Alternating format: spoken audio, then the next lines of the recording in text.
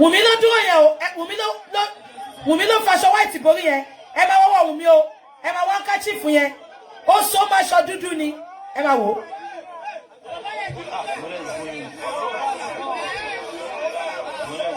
Ẹ fojú yín sí o. Màá gbé fídíò sórí wọ́ọ̀lù mi.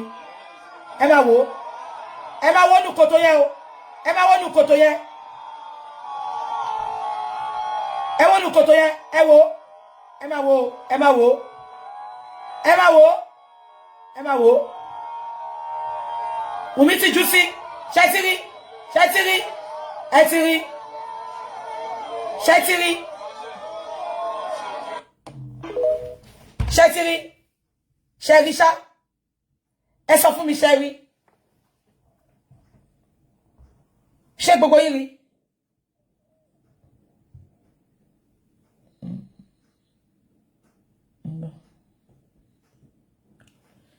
Ṣé gbogbo yín rí? Okay, ẹ rí. Ẹ rí aṣọ yẹn. Okay. Bon.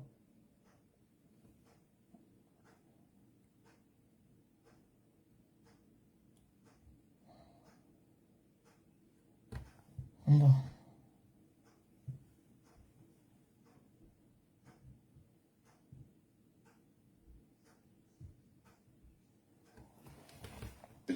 A breakdown. So this is your camera. Am I wrong? So interview you. Do a breakdown of the song for a weekend. Yeah. So how do I go about it? I would say the lyrics. You just talk about it like to a certain part, and you explain what that part means to you, okay, and what you want to take away from it. Am I wrong? Let me start from the middle part where I said, Marita be like Maria, I will turn Joseph and my be Jason. That means Marita looks like Mary in the Bible. Okay, I'll turn to Joseph. Then we have a child. Sheba, Marita be like Maria in the Bible. I am Jesus. Then we born Joseph. Mo baya wosu olóyún abi Joseph. Ọmọ ti sọ̀rọ̀ tán. Mohbad doubted the paternity of Liam when he was alive. Òun ni ẹ. Interesting. Jesus Christ. I'm doing Joseph and Marita be like, okay, you know feel like Sha. About the past here. I know you know that, so you know if you check her. That means if you think you are bad, I am bad. I'm like, you know, rich. Yeah, and you know if you check her. I know you know that. Okay, me, I know money. I know mathematics. Mathematics is sure we don't get money. So that one I used to listen to songs sometimes. So I had a line in my head. Mathematics, yeah. So mathematics teacher we don't get money because we used to see money on the board. Where is it now? So it's like Java man. Yeah. And you don't need to know mathematics before you can count money. Yeah. Honestly. Yeah. That's the truth. Sheba. I love that. I love that you're Sheba. And you know the sọ pé Mohbad never doubted the paternity of Tata. He has been doubting it. Mohbad told his father about the paternity. Shengbo.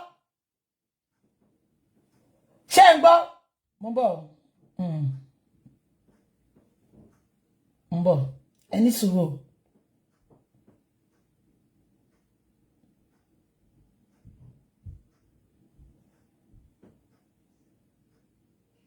Yeah. Ẹ gbọ́ fídíò yìí, mo fẹ́ kẹ́ gbọ́ fídíò yìí.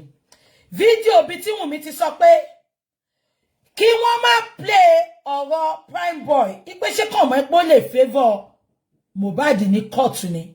Gbogbo yín máa fẹ́ tí ara yín gbọ́. Ẹni tó ń wá justice ó no fail. Ẹ dẹ̀ lọ síbẹ̀. Ń bọ̀.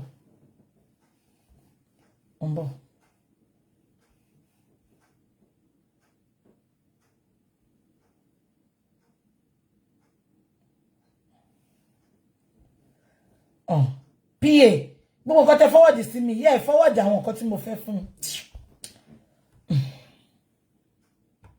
Lamidi. Now ẹ jẹ́ kí sọ kíní kan fún yín. Ẹ bá mi pè ọba tọrọ perfume lọ́wọ́ Pastor Tobi. Ẹ bá mi pè mo fẹ́ fún ní wọ́n ní nǹkan lálẹ́ ẹ bá mi pè.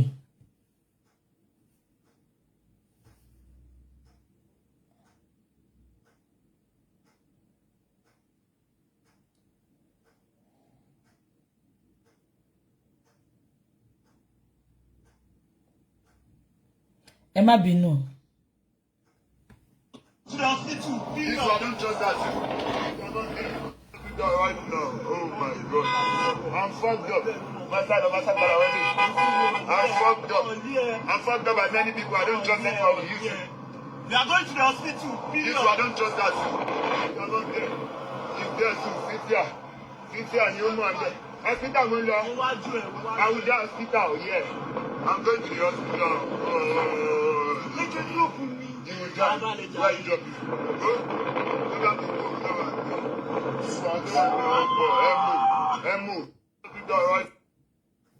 Ṣẹ́gbọ́, ìgbà tó set Mohbad up nìyẹn. Ó ní Cynthia too is there. Mbọ̀, ẹni sùúrù. Ẹ jẹ́ to play fún yín. Ó ní Cynthia too is there. Abẹ́ gbọ́.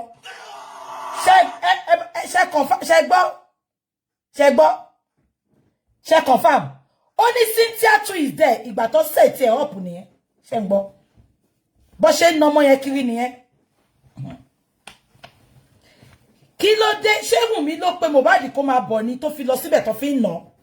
Ẹ bá wa bí Wùnmí. Àwọn olórí burúkú Dàmọ́lá aláyé bàjẹ́ olè tó ti jí. Olè tó ti jí gbogbo owó Mohbad nínú account Mohbad tán. Ẹ jẹ́ kí n play fún yín. Kẹ́ tún fetí ara yín gbọ́. If I don't trust that, you're not there. Right now. Oh my God, I'm fucked up. I'm fucked up. I'm fucked up by many people. I don't trust anyone. We are going to the hospital. If I don't trust that, you're not there. If there's Cynthia, and you know I'm there. Hospital, I will just hospital. Yeah, I'm going to the hospital. You will drive. Where you drop Ṣẹ́gbọ́, Cynthia too is there. Ẹ wo gbogbo nǹkan tí ọmọ yìí go through. Ọmọ yìí dẹ̀ lọ fẹjọ́ sùn Oba Elegushi. Ẹ jẹ́ kí n ka kíní ẹ̀ fún yín. Ẹ jẹ́ kí n ka fún yín. Mo ń bọ̀. This was the petition Mohbad wrote. I'm going to read it for you all. To the Assistant Inspector General of Police, the Nigerian Police Force Criminal Investigation Department, Alagbo Close, Ikoyi. Petition threat of life. Petition of threat to life. Malicious damage of properties. Value the sum of 5 million naira. Assault, occasioning harm. Oppression. Oppression and conduct likely to cause breach of peace against Oba Elegushi, Elele Obele, and others. I, of the above name address, a law-abiding citizen and a musician, bring to your notice the assault and threats to my life by the above-mentioned person.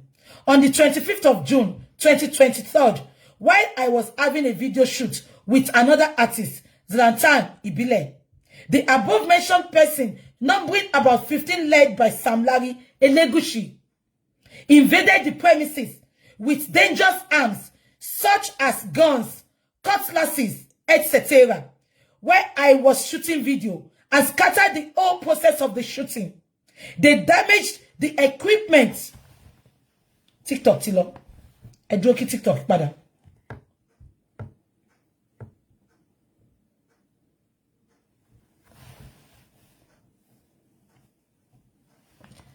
I joke TikTok, but Emma Binu.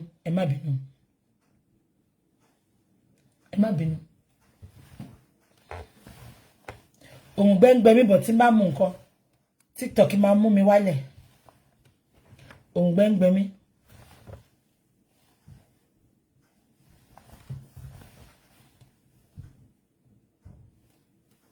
Tá bá ti ṣe tán tí bá ti sinmi a lọ sórí YouTube. I try YouTube yẹn ṣe gbọ́ bí ó máa work. Because mo ní fẹ́ jẹ́ ká try ẹ̀ níjọ́ tá bá fẹ́ ṣe show kó má waste time wa. Yeah. TikTok ti bẹ̀rẹ̀. Ẹni sùúrù kí TikTok bẹ̀rẹ̀.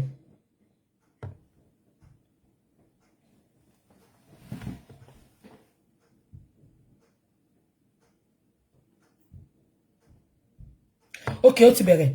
Ó ní on the 25th of June 2023, while I was having a video shoot with another artist by name Zalanta Ibile, the above mentioned persons, numbering about 15 led by Oba Elegushi, invaded the premises with dangerous arms such as guns, cutlasses, etc., where I was shooting video, and scattered the whole process of the shooting, damaged the equipment I was using for the shooting, valued for 5 million naira, and started threatening my life. Which in the process, they became violent and assaulted me, which I sustained injury, but narrowly escaped. Attached to this petition is the said picture's total amount I paid for the shooting. They have destroyed my 8 million naira. Gbogbo ìpayín kíkín tí Mohbad go through kó tó kú, ẹ wo gbogbo pain. Now, ibi tá ti ń lọ ni, ẹ bá mi pe Elegushi. However, during the assault, they were boasting that they work for Oba Elegushi and that they have been asked to deal with me for reasons that is best known to them. Kí ló dé Elegushi sọ pé kó deal pẹ̀lú Mohbad? Which till date, they are still threatening to kill me if they see me. Àti Ṣadé, àbúrò ya Mohbad. Rí gbogbo eléyìí. Bí Elegushi pé petition tí Mohbad kọ kí lè tán dá lóhùn. Ẹ jẹ́ kí n tún ka paragraph yẹn fún yín. However, during the assault, they were boasting that they work for Oba Elegushi and that they have been asked to deal with me for reason that is best known to them. Which till date, they are still threatening to kill me if they see me. Tó bá jẹ́ pé bí Mohbad ṣe ti competition, lọ́lọ́pàá ti take action lẹ́sẹ̀kẹsẹ̀. Mohbad ò ní kú. Àbí kí lẹ́ni mo sọ. Ẹ jẹ́ ká máa gbọ́ lọ. Sir, I call on your good office to save my life. Only police is your friend. Reverse is the case in Nigerian situation. Police is our enemy. Ṣé ń gbọ́ mi? Only, sir, I call on your good office to save my life from the above mentioned person and bring them to book. Wọ́n ma Elegushi wá sí book títí tó fi pa ọmọ yẹn. TikTok, Instagram ti fẹ́ tán, a tún máa padà wá lẹ́yìn wọn. Yeah, ó ti tán. Nbọ̀. Instagram ti tán. Ó ṣe mọ́ every 1 hour ló ń tán. Mo tún ti gbé padà wá, ẹ má worry. Ẹ má worry. Instagram ti tán. Ẹ má worry.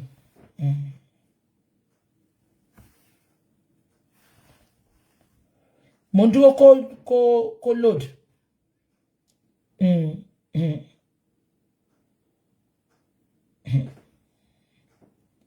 Tẹ̀ máa wá bí tó ti sọ pé ikú tó jẹ́ kí mọ̀ mí.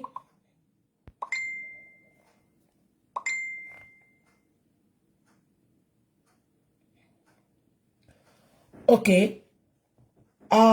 Sister Kemi Olunloyo sọ pé wọ́n fẹ́ interview Baba Mohbad. Okay. Ẹ jẹ́ ká wò tó bá lè ṣe lálẹ́. Ẹ jẹ́ kí sáré pé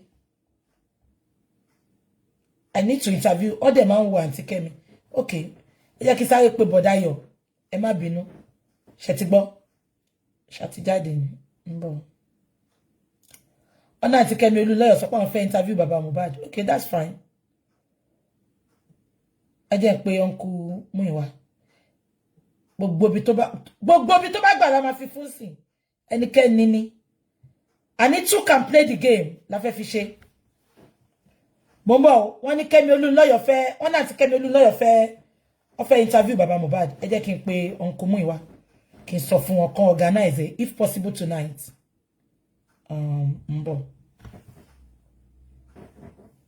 Mbo, hold on, má bínú. Yeah. Ẹ jẹ́ kí lè máa ring lọ. àbí kó wo Aunty Kemi Olúnlọ́yọ̀ ṣe be mo Kemi Olúnlọ́yọ̀ she has a big platform as well she's a journalist on our fair interview baba ejo if it can be possible today it will be appreciative but if not she ma wonu inbox won ke lo ba won sọ̀rọ̀ bodayo ke lo ba Aunty Kemi sọ̀rọ̀ ta pon maraye Teba ní nọ́mbà wa. Talo Ní nọ́mbà wa send nọ́mbà wa sí mi. Mi ní nọ́mbà wọn ṣe ẹ wà lórí Instagram bodayo bí akelo ba wọn sọ̀rọ̀ nbe Okay. Àbí ta ló ní nọ́mbà Aunty Kemi Olúnlọ́yọ̀ Okay. bodayo lọ bá wọn sọ̀rọ̀ nbe ṣe gbọ́ ẹ lọ bá wọn sọ̀rọ̀ ona ti sọ láti jẹta pa àwọn fẹ́ baba àwọn fẹ́ interview baba and they watch her as well not only Nigerians so let baba grant interview with her yeah baba needs to talk now ẹ ṣé bodayo thank you for all you do ṣé ń gbọ́ mi Aunty Kemi Olúnlọ́yọ̀ tó bá ní nọ́mbà wọn ẹ jọ̀ọ́ send ẹ sí mi ton bá dé ni ẹ bá wa set bodayo ma lọ bá wọn sọ̀rọ̀ lórí Instagram if possible today Mohbad Aunty Kemi sọ̀rọ̀ now Mohbad kọ gbogbo nǹkan yẹn Elegushi kò honor Mohbad rárá Elegushi ò honor Nigerian police ó wò pé who them be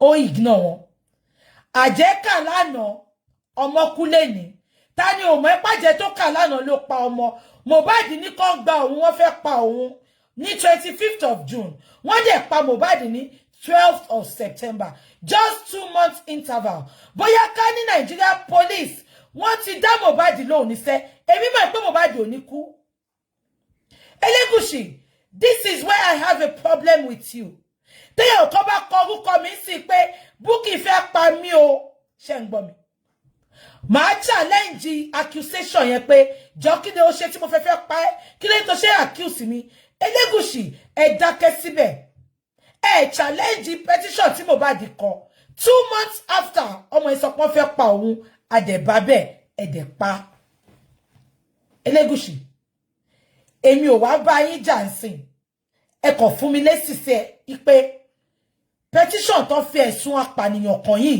kí lẹ ṣe sí ọba wa Elegushi petition tó fi ẹ̀sùn apànìyàn kàn yìí kí lẹ ṣe sí ẹ máa ignore ẹ ní ikú mà là ń sọ yìí wọ́n fi ẹ̀sùn apànìyàn kàn yín the only time tẹ́ bọ́ta ni pé ẹ kò deny Sam Larry mọ̀ pé baba ń grant interview baba needs to talk there is a reason for all this please there is a reason for it if you baba sílẹ̀ don't when you see me coming out to talk I have a backing I have a reason for talking like that baba needs to go anywhere and talk ṣé nǹkan tí mo sọ yìí when I mean anywhere I want big television house big platforms yes there is a reason for it we want to gather some things ṣé ń gbọ́ mi so don't come here ṣé ń gbọ́ mi at least this Dr. Kemi Olúnlọ́yọ̀ too she has been supporting justice for Mohbad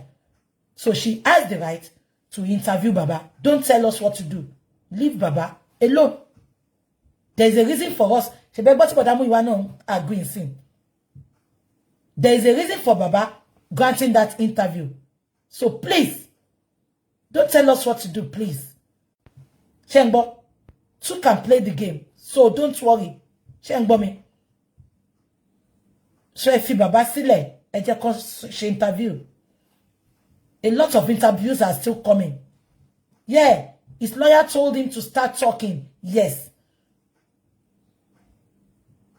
San Wahab Shitu told baba to start talking if he can go on his own chat and bashe mama won to pa Mohbad ló kàn mí ṣé ń gbọ́ yes Wahab Shitu knows about baba's talking ṣé ń gbọ́ there's a reason for him telling him to talk speak out speak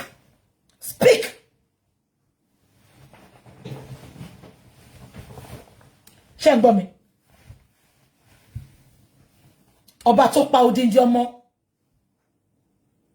tó bá jẹ́ pé ti ọ̀nà okay Elegushi ẹ mọ̀ nǹkankan pa ẹ̀ àbí ìgbà tó competition yìí tó bọ́ta tí Ìyábọ̀ dárúkọ yín ipe ẹ mọ̀ Sam Larry ẹ sáré bọ́ta Sam Larry nìkan lẹ debunk ìgbà tẹ́ tún máa debunk ọba lọ́la ẹ sọ pé ọmọ yín ò ń ṣọmọ yín o ẹ ti ẹ dárúkọ Ọba Lọ́la gan ẹni Ọba Lọ́la ò ń ṣọmọ yín o ẹ sọ fún wa pé ẹ rí Wùnmí rí ẹ sọ fún wa pé ẹ mọ Wùnmí rí ẹ sọ pé kálálẹ̀ bí wá tẹ́ bá fojú yín kan Wùnmí rí ṣebí òun ni bàbá Mohbad máa ń sọ yẹn ìgbà tí Karimo sọ pé òun mọ bàbá òun bá bàbá sọ̀rọ̀ bàbá lóhun ò rí rí òun ò rí Karimo rí láyé òun ò bá bàbá sọ̀rọ̀ rí bàbá láwọn ò bá Karimo sọ̀rọ̀ rí àwọn ò rí rí Elegushi moment tí máa stop Elegushi láti má máa dárúkọ yín the moment tẹ́ bá ti lè bọ́ta wá sọ reason tó fi orúkọ yín sínú ìwé ikú tó fi sọ apànìyàn kan yín tẹ́ ẹ̀dẹ̀ rí nǹkan kan ṣe sí Elegushi ìjọ tẹ́ bá ti sọ ni mo ní sọmọ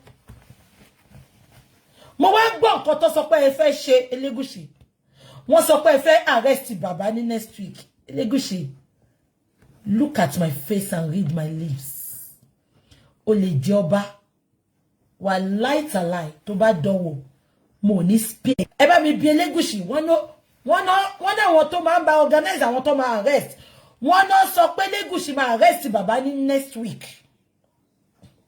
ẹ bá mi tag ẹ Elegushi look at me very well. This is a statement of facts. It is not a threat. Elegushi, the moment you try láti arrest bàbá yẹn, I swear with my mother's grave, ekuli ajenu ya yẹn lórí internet. Olórí wo gbogbo story of your life. Your first olóri's life. Everything will come online. Atu gbogbo ẹ, a ṣe yamayama. Wọ́n rí ẹ wọ́n ní ra ẹ ní $1 ní kàtẹ́ Elegushi try it arrest baba Elegushi wọ́n kọ lẹ́tà ikú fún ẹ wọ́n fẹ̀sùn ìpànìyàn pa wọ́n fi kàn ẹ́ tẹ́ bá tag Elegushi tí ò bá gbọ́ ẹ bá mi hashtag at Oba Elegushi tó tọrọ perfume lọ́wọ́ Pastor Tobi ẹ bá mi hashtag ẹ bẹ́ẹ̀ àwa ẹ lè imagine ọmọ kọ lẹ́tà wọ́n fi ẹ̀sùn àpànìyàn kan ẹ́ òòjà tán síbẹ̀ kó kú síbẹ̀ ọmọ yẹn tún kú òòjà ẹ cheat ọmọ yẹn ẹ tí wá sọ pé fẹ́ arrest bàbá yes Elegushi ṣọba pé first olórí ò ní tàn rẹ Elegushi má try ẹ Elegushi I'm telling you this for free má try ẹ olórí first olórí ẹ mi sọ̀rọ̀ Hausa yẹn o first olórí ẹ ò ní tàn rẹ ò ní fẹ́ jẹ́ ká ṣí chapter first olórí Elegushi á try ẹ wàá máa sunkún pé mi bá mọ̀ kí n má ṣe Elegushi mo ṣe tán ó dìbì mọ́ mi lọ́wọ́ I can assure you that Elegushi ipò máa arrest bàbá yẹn ó ti sọ èyí tó bó ṣe èyí tó sọ́njọ́ tó fẹ́ arrest Arifa tó sọ́njọ́ tó ṣe arrest Veron Elegushi Saheed Elegushi tó bá bí pọ̀ rí bàbá làbàbẹ̀dá ṣó mọ̀ pé mi kì í dá ọkọ ẹ̀ ó ní reason tí mo fi dá ọkọ ẹ̀ tó bá bí bàbá làbàbẹ̀dá arrest bàbá yẹn ọwọ́ láti ti fi gbá bàbá yẹn lójú ó ti tán bàbá yìí ò mọ̀yàn gbà yẹn ó ti mọ̀yàn tí ó dẹ̀ tún ti súnmọ́ náà Saheed láti èní lọ àti fi bàbá yẹn kọ ẹ lọ́rùn because tí ò bá ń ṣèwọ ló rán àwọn olórí burúkú tó sọ̀rọ̀ yẹn ṣẹ́ wọn ò ní sọ so nǹkan tó fún sí wọn lẹ́nu lọ́fọ́n jáde tó bá bí ìyá lájà ẹ̀dá Elegushi tó bá bí pọ̀n rí bàbá ẹ̀dá ṣáyẹn ṣo mo bá ṣe máa ń jà lórí internet ṣá a fẹ́ sílẹ̀ Elegushi ṣo ráwọn tó ń tiẹ̀ wàá gbé wọn ṣépè gbẹ̀yìn I swear to God a fi ẹ́ lákàlàkà kí la ti sọ nípa ẹ̀ wo bó ṣe kú o ní charisma mọ́ o ní confidence yẹn mọ́ we will take your confidence away from you instantly try it ìwọ̀nba confidence ìwọ̀nba. On what condition ló ṣe fẹ́ arrest bàbá ẹ bá mi bèrè lọ́wọ́ ẹ̀ ọmọ bàbá competition ó níwọ̀n ló ń rán àwọn èèyàn tó fẹ́ pa òun ó challenge petition yẹn dè ní ẹ tí wàá sọ pé ẹ fẹ́ arrest bàbá yẹn on what condition ṣó jẹ̀bi bó ṣe ń bèrè pé kí ló pa ọmọ yẹn ọwọ́ ọlọ́tẹ̀ ti fi gba lójú yẹn sẹ́ òun lẹ máa fi gbá mọ́. Elegushi. Ẹ̀yin ará Ìkàtè, ẹ pé ọba yín níbi tó bá ti ń gbọ́. Ẹ̀yin ará Ìkàtè, ẹ pé ọba yín níbi tó bá ti ń gbọ́. Gbogbo ẹ̀yin ìjòyè gbá jẹ́nu ẹ̀. Ẹ dá ní ogun kí n bá yín ya. Ó fẹ́ arrest bá Mohbad. Gbogbo wa ló máa arrest. Àwa tó máa arrest pọ̀. Àwa tó máa arrest pọ̀ sẹ́. Ẹ̀yin ará Ìkàtè, ẹ kú àmójú lọ́nà. Ẹ kú àmójú lọ́nà. Ó dàbí Elegushi ọmọ bí gbogbo kíni ṣe máa ń work. Wá ló béèrè tó bẹ́ẹ̀. Kíni ti hang? Ẹ jẹ́ ká gbé TikTok lọ. Ẹni sùn. Ẹ mọ̀ pé mò ń porúkọ ẹ̀ tẹ́lẹ̀. You can imagine. Is his effrontery for me? Ta ló ń gúnyán fún tó ní Tobi Òṣòro? Àbólórí burúkú jọ ni wà táwọn president tó support him. It's gonna be PDP against APC now. Ẹ jẹ́ ká bẹ̀rẹ̀. PDP against APC ni. Ani long thing la wà ń bẹ̀ sí. PDP against APC ni. Ẹ dáná ogun. Ẹ̀yin tẹ́ mọ̀ nǹkan tá ń bá yín pọ̀.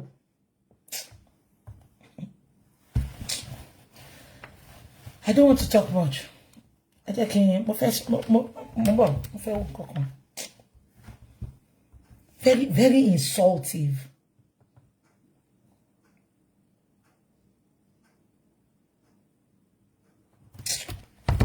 Oh shit.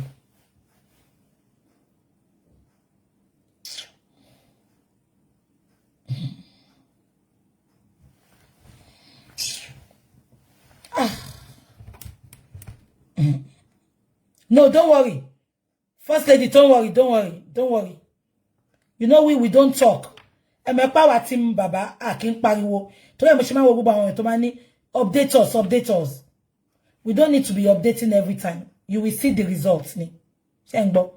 So we don't need to be coming and telling you everything all the time. But you will see the results. Am I worry? Now, Kintolo. Enyara Kate. Esofo Elegushi. Wọ́n ní kíní kan ló ń bá wo tẹ́lẹ̀, kíní kan máa bá wo ńsìn. Ṣé ti gbọ́?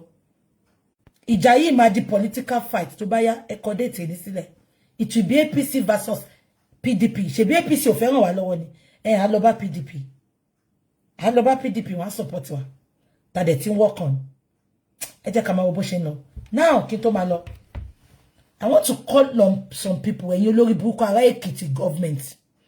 Ekiti state governor Biodun Abayomi Oyebanji etí yín ò di sọ̀rọ̀ ẹ̀ tí olórí burúkú Sanwó-Olú tó ṣẹnu bí ẹnu reza tó ṣẹnu bí ẹnu ẹni tó súfè tí ò bá lè wá ẹ tó pa Mohbad tí ò bá lè fún wa ní justice ẹ̀yin Ekiti state governor under the governorship of Biodun Abayomi Oyebanji Ekiti state deputy governor Monisade Afuye Senator Michael Opeyemi Bamidele Senator Olúbùnmi Ayọ̀dèjì Adétúnbí Senator Yẹmí Adaramojo ṣé ẹ̀sùn ni mo béèrè lọ́wọ́ yín ni ẹ̀yin Èkìtì. Thank you to my gifters. God bless you. To all my gifters, God bless you. Ẹ̀yin ará Èkìtì governor, ẹ bá mi thank Èkìtì governor Biodun Abayomi Oyebanji. Ẹ bọ́ sí mi báyìí, ẹ ti sùn. This is your own. I am from Elijah to be precise. I'm from Ondo State. I am not an Ekiti indigene. But because we are one, we are Nigerians. Ekiti State Governor, Kílẹ̀ ń wò, tí Sanwó-Olú, ẹlẹ́nu bí ìdérí ọtí, ẹlẹ́nu bí ìgbà tó ń súfèé, tí ò bá lè bá wa gba justice. Kílẹ̀ yín Ekiti Governor ń wò. Governor Biodun Abayomi Oyebanji. Deputy Governor Monisade Afuye. Senator Michael Opeyemi Bamidele. Senator Olúbùnmi Ayọ̀dèjì Adétúnbí. Rubbish yín o. Gbogbo ẹ̀yin senatorial ẹ̀yin governor tẹ́ wà l'Ekiti state. Please, we need your help. Baba Mohbad is bleeding. Baba Mohbad is crying. Please support this man. First Lady of Ekiti state. Abiyamọ lẹ́yìn náà. Ìwọ̀nba ní Lagos state lè ṣe. Ẹ ṣàánú yìí. Ẹ bá wa dìde sí ọ̀rọ̀ yìí. We need to know what is happening. The House of Representatives Ekiti, please. I need Latibawa Dasi. We are not backing down. We are not giving up. We are not keeping quiet until we get justice. Àwọn ará Èkó lè pa ọmọ yín gbé kéde máa wò. Ìjà yìí ti dìjà ìlú sí ìlú, ó ti dìjà political sí political. Until they give us justice, we are not backing down. We are not relenting. Justice for one is justice for all. You are calling one Nigeria. One Nigeria.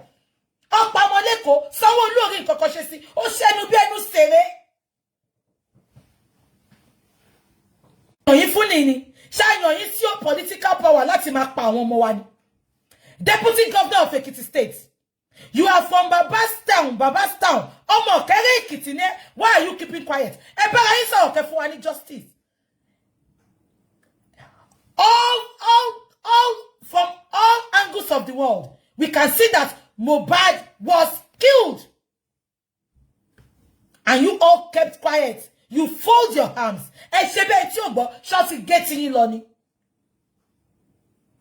Deputy Governor of Ekiti State, you are from Ikere. You have to fight this battle with us. If you don't want to talk out, come and talk to me with fake profile.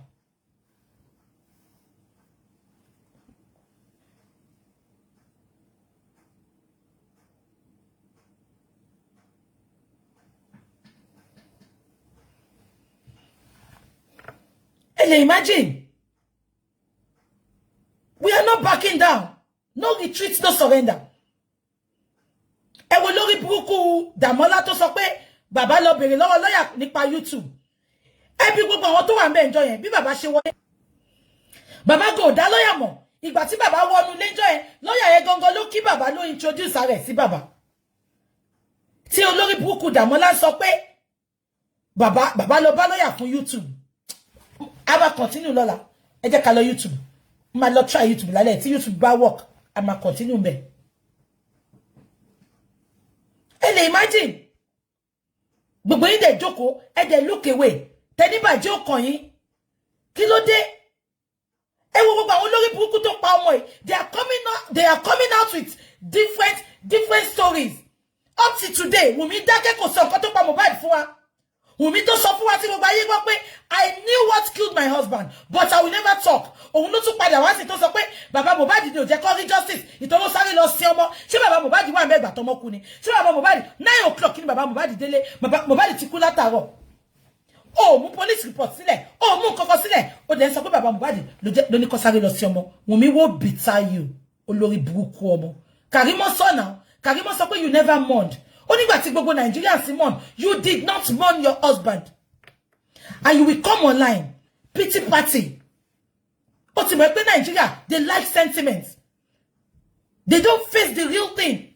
But if it's sentiment, I say emotional blackmail. 72 hours before Mohbad died. When you go tell him one lost his show. Alẹ́ ẹjọ́ yẹn wọ́n ti fẹ́ máa lọ́gán. Wọ́n no sáré bọ́ta ni. Mohbad called for another Prado. Ó tún gbé ọmọ dání àwọn tó wà pẹ̀lú Mohbad gan they were so surprised pé kí lè tó tẹ̀lé àwọn lọ sí show kò kí tẹ̀lé àwọn lọ náà. Why tí Wùmí ṣe kúrò lẹ́jọ́ yẹn tó tẹ̀lé wọn lọ sí show? Why? Kí ló ṣẹlẹ̀ gangan náà ẹ sọ fún mi? This case is as easy as ABC. Kò wá complicated rárá. Ọmọ kú àwọn tó kọ́kọ́ wà ńbẹ̀ ló jẹ́ kó gbé. Gbé àwọn olórí burúkú tí wọ́n gang up against the man. And that's competition pé ó fẹ́ pa mí o òun náà sọ pé ó fẹ́ arrest bàbá yẹn. Who does that? Tí ó ṣayé àtijọ́ ayé family ten tutọ́ láyé social media láyé freedom of speech. Lèyàn kan ló fẹ́ máa fọwọ́ lágbà kò ní da fọwọ́ láyé yẹn ọwọ́ láyé yẹn máa dọwọ́ òfò ni àbẹ́ ìṣeré. Ọlọ́run yọ ìtìbò sí Nàìjíríà. A máa rally peaceful rally tí ò ní sí nǹkan kan. Ojoojúmọ́ náà máa rally ìtàmà inbox máa ṣe ní public announcement. And to my rally, for me, about t-shirt. We are going to rally. Peaceful one. Peaceful one. But one day that I want to look or Mohbad to jẹ́ musician. To be jẹ́ pé lóòótọ́ àwọn náà mọ nǹkan kan pa. Clinton is supposed bàbá yẹn pẹ̀lú kó fi wá justice. Ṣó jẹ́ ká máa tọrọ owó. Ṣé bí la ṣúdà ò lè fún wa lówó. Senator lè fún wa lówó kó fi wá justice. Something is happening somewhere and everybody is keeping quiet and looking away. Who does that? But we never saw, why are you not telling us what is happening? And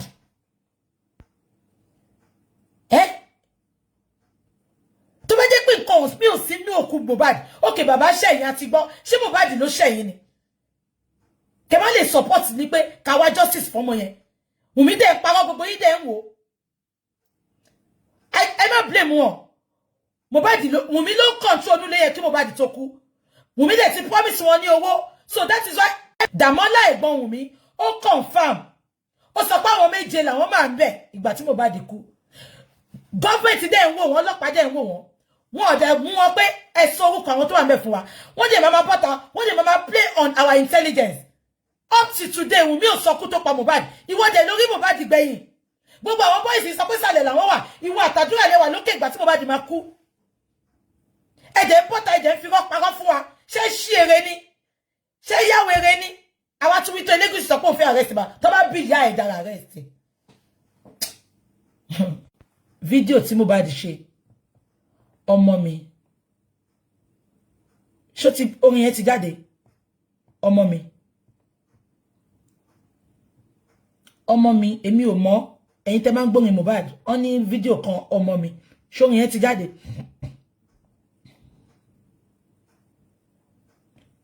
Ẹ bá mi confirm. Ṣó orin yẹn ti jáde? Ọmọ mi. Ṣó ti jáde? Ẹ dá mi lónìí. Okay, ọmọ mi. Orin yẹn ló jáde àbí? Fídíò ọmọ mi yẹn ò tí jáde. Orin yẹn ló jáde àbí? The video is not out. The video was the video Mohbad was working on before he died. And I'm glad to tell you that eventually the video yẹn bá jáde. Baby tí Mohbad ló ńbẹ̀, òun ni baby tí Mohbad ń fẹ́ níbí báyìí kó tó kú. Mohbad loved that girl so much. Wùmí got to know. Ó pẹ̀lú nǹkan tó ṣe pa Mohbad. Kàkà kílẹ̀ kú, ilẹ̀ àṣà ló fi ṣe. Mohbad loved that girl so much. Love ọmọ yẹn ó intoxicate Mohbad ni. Only the song is out. Yeah. Video yẹn but girl yẹn ó wá sí London ṣe wọ́n. Yeah. Girl tó wà ní video yẹn òun ni Mohbad ń fẹ́, and they love themselves so much. So much. Mohbad máa like ọmọ yìí. Anybody tó bá fẹ́ gbọ́ ni ó máa ṣe video call. And he come about so I love her so much. I can't do without her. Ọmọ àfẹ́fẹ́ wọn ra wọn o. Mohbad go confess fáwọn tó súnmọ́. Ó ní tóun bá ti ń bá girl yẹn sọ̀rọ̀, tóun bá ti ń rí. Ó ní ayọ̀ ló máa ń jẹ́ fóun. Ó ní dùnnú òun ni. Most of the time Mohbad máa ń lọ sí ẹtì máwọn apartment yẹn. Ó ní bẹ́ẹ̀ ló máa ń lọ tó máa lọ rest, tó máa bọ́mọ yẹn sọ̀rọ̀, tó máa jọ ṣeré, tó máa jọ chat, tó máa ṣe video call. Wùmí knew everything. Ó pẹ̀lú nǹkan tó ṣe pa. Ipe kàkà kékú má jẹ sèse á fi ṣàwàdànù.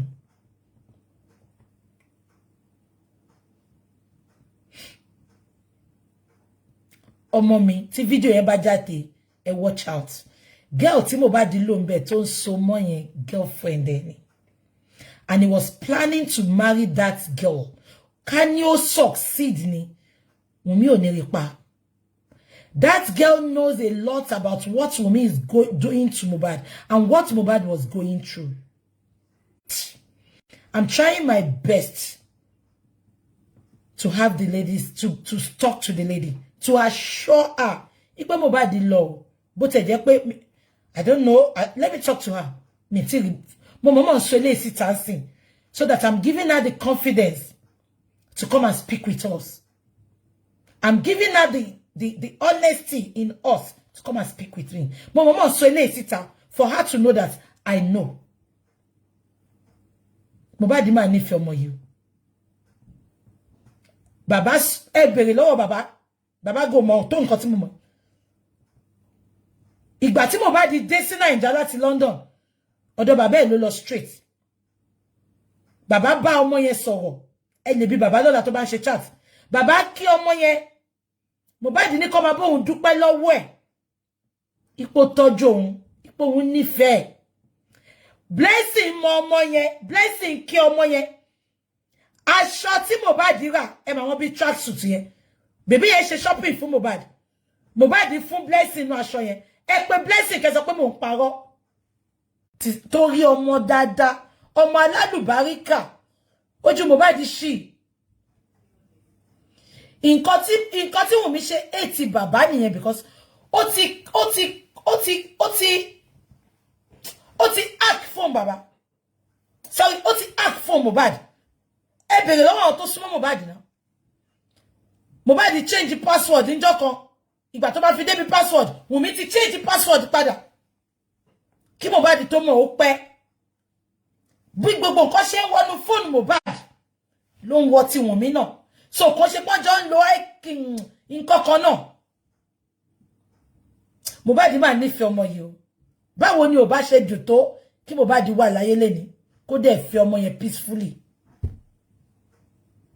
èmi náà sọ ọgbà tó sọ pé dìdìrín ni Mohbad kò lè dókó kò lè ṣe ọ̀dọ̀ Wùnmí ló ń dìnnà yẹn ló bò ó tó bá dáàrin àwọn ọmọ ẹ̀lẹ̀ tó dáadó wọn. Everybody that surrounded Mohbad were his enemies and they were so jealous of him. Mohbad has a lot of plans. Oh, they might help. But barely koni kò ṣàánú fún. He helps everybody around him. Ṣé momo tó ní run dada yẹn.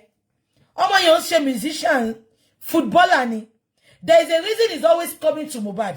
Mohbad fẹ́ help ẹ lọ sí abroad kó lọ máa gbá ball ńbẹ̀ because he's good in playing football. Ẹ momo tó ní dada tí very dark man tá ń rí pẹ̀lú Mohbad ìgbà tó lọ ra mọ́tò ṣe rántí he was with Mohbad all the time. Footballer ni. He's not a musician. He's not Mohbad's friend. Mohbad jù lọ. Mohbad fẹ́ help ẹ ni. Àdúrà tẹ́ ń wò yẹn. Àdúrà oníṣẹ́ tó ṣe ìgbà tó wà lọ́dọ̀ Mohbad. Ojoojúmọ́ ni Mohbad máa ń bèrè lọ́wọ́ pé iṣẹ́ wo ló fẹ́ ṣe? Kí ló fẹ́ ṣe? Wèrè tó ń kọrin sìn. Ẹ lọ bèrè lọ́wọ́ ẹ̀ ṣó ń kọrin ìgbà tí Mohbad wà láyé. Tí Wùnmí wá promote ẹ̀, ìtòrò ti cover Wùnmí wọ̀ pẹ̀lú iṣẹ́ ibi tí Wùnmí tí àdúrà ká mọ́ lọ́wọ́. Àdúrà ò sínú ẹni tó ń kọrin, àdúrà ò ń kọrin.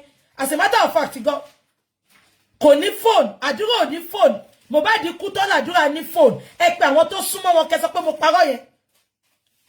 Mohbad náà tí tó bá wà nǹkan ṣe, tó bá sọ nǹkan tó fẹ́ ṣe fóun.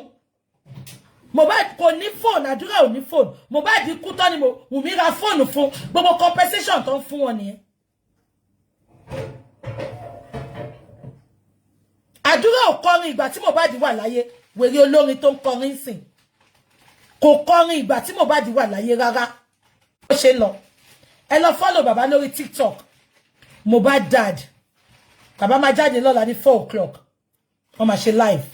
So ẹ jẹ́ ká máa wò, máa wò tí wọ́n bá rí tó bá rí Dr. Kemi bá sọ̀rọ̀ lẹ́ni. Fair enough. Bí àwọn ṣe interview yẹn. But if not, announce ìgbà tó máa ṣe. But fine, let him honor Sister Kemi, Dr. Kemi Olúlọ́yọ̀, because Dr. Kemi not support him.